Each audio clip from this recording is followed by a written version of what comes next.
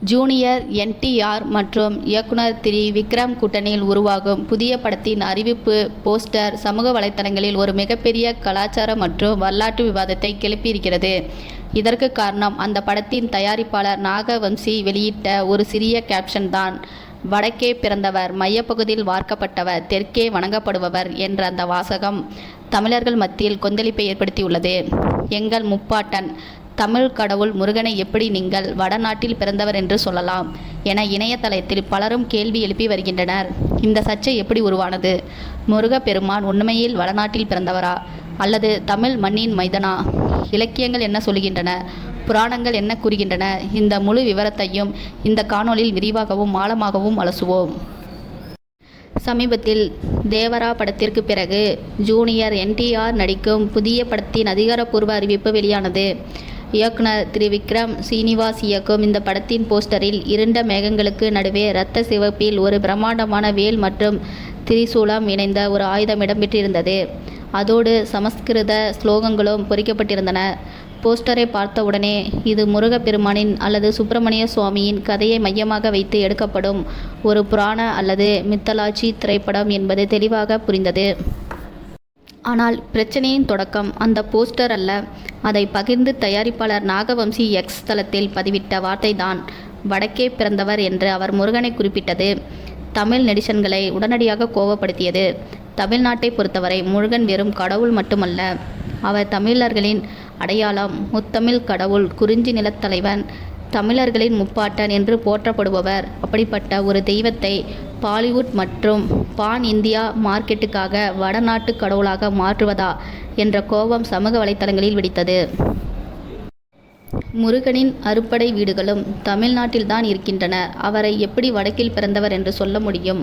வரலாற்றை திருத்தாதீர்கள் என்று பலர் குதித்தெழுந்தனர். அதே வேளையில் தெலுங்கு மற்றும் வட இந்திய ரசிகர்கள் முருக சிவபெருமானின் மகன், சிவன் இருப்பது கைலாயத்தில், எனவே அவர் வடக்கில் பிறந்தவர் என்று சொல்வதில் என்ன தவறு?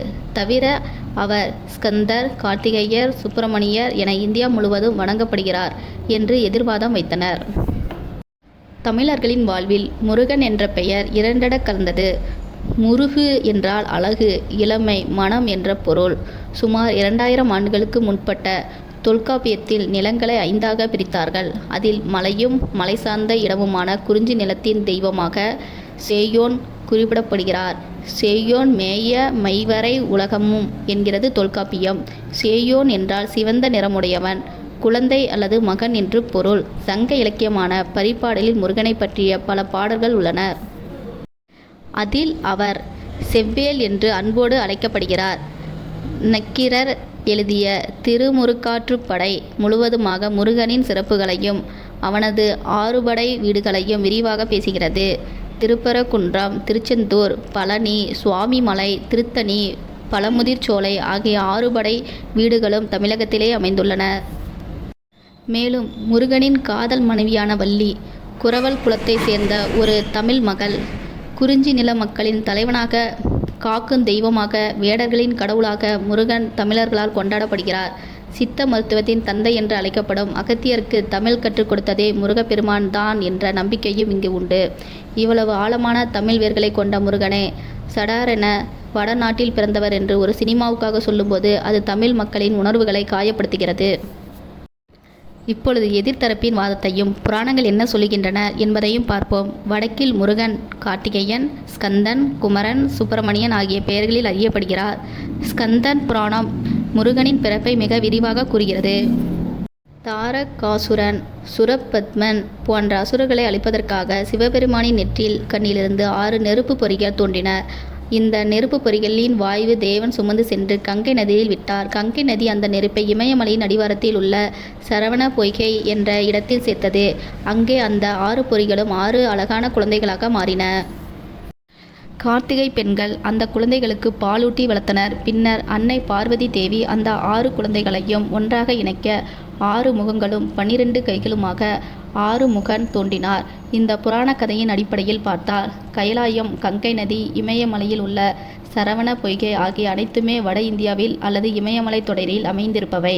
எனவே சிவபெருமானின் மகனான முருகன் வடக்கே பிறந்தார் என்ற வாதத்தை வட இந்தியர்களும் ஆந்திர, கர்நாடக மக்களும் முன்வைக்கின்றனர்.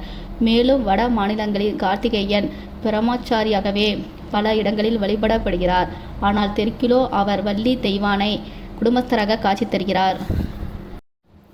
வரலாற்று ஆய்வாளர்கள் இந்த விஷயத்தை வேறு கோணத்தில் பார்க்கிறார்கள். சிந்து சமவெளி நாகரிக காலத்திலே முருக வழிபாடு இருந்ததற்கான சான்றுகள் உள்ளன என்கின்றனர்.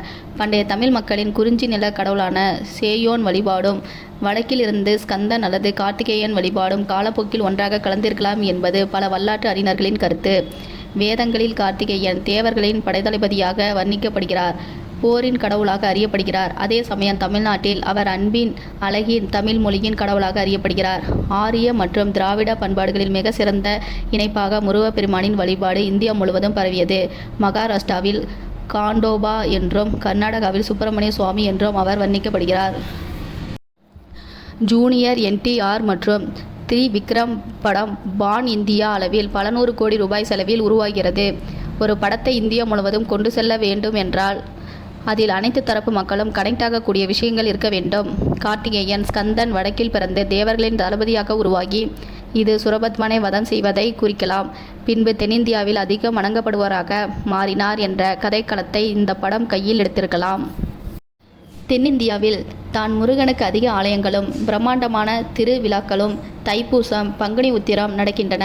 இதையே அந்த போஸ்டர் வாசகம் உணர்த்துகிறது. ஆனால் தமிழ் கடவுள் தமிழர்களின் அடையாளம் என்று உணர்வுபூர்வமாக முருகனோடு ஒன்றிப்போன தமிழ் மக்களுக்கு இது தங்கள் வரலாற்றை வடமாநில பார்வைக்கு ஏற்ப மாற்றுவதைப் போல தோன்றுகிறது. சினிமாவுக்காகவும் வியாபாரத்திற்காகவும் தமிழர்களின் தொன்மையான அடையாளங்கள் மடைமாற்றுவதை அவர்கள் விரும்பவில்லை. முடிவாக, முருகப்பெருமான் வடக்கில் பிறந்தாரா தெற்கில் பிறந்தாரா என்ற விவாதத்தை தாண்டி அவர் இந்தியா முழுவதையும் இணைக்கும் ஒரு மாபெரும் ஆன்மீக சக்தி என்பதே உண்மை. அவர் தமிழர்களின் நாடியில் கலந்த முத்தமிழ் முருகன். அதே சமயம் அகிலம் முழுவதும் அருள் பாலிக்கும் சுப்பிரமணியன். திரைப்படம் வெளியாகும் போது இந்த கலாச்சார பின்னணியை இயக்குனர் திரிவிக்ரம் எவ்வளவு நுட்பமாக யார் மனதையும் புண்படுத்தாமல் கையாண்டிருக்கிறார் என்பது தெரிந்துவிடும். அதுவரை இந்த சமூக வலைத்தள போர் தொடரவே செய்யும்.